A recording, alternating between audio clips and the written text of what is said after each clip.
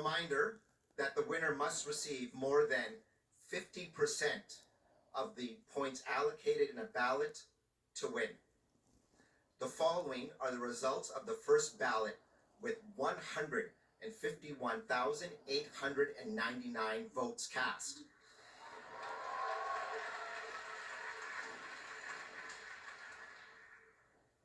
In fourth place, Frank Baylis with 4,038 votes, resulting in 1,014 allocated points, representing 3% of the vote.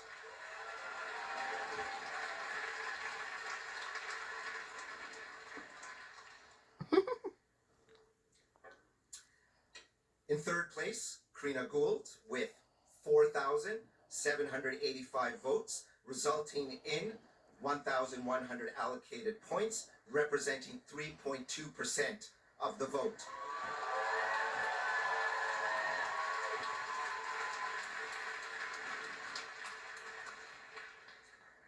In second place, Chrystia Freeland with 11,134 votes, resulting in 2,729 allocated points, representing 8% of the vote.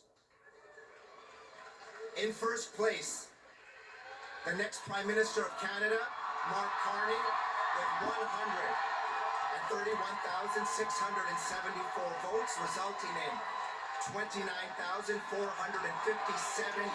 allocated points, representing 85.9% of the vote.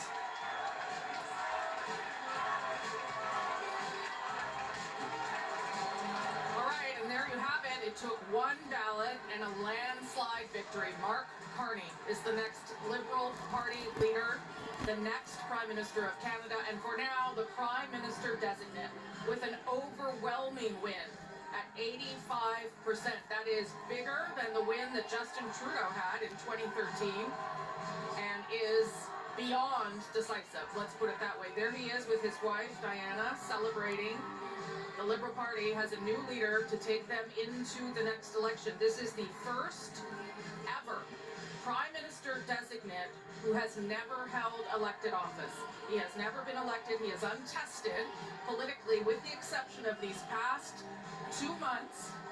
But he has sold his vision to the Liberal Party of Canada, and they are buying what he's selling. David Cochrane. That is a remarkable number in this race. I mean, the expectation was the first ballot victory for Mark Carney. But people were talking, is he going to get 58? Is he going to get 65%? Maybe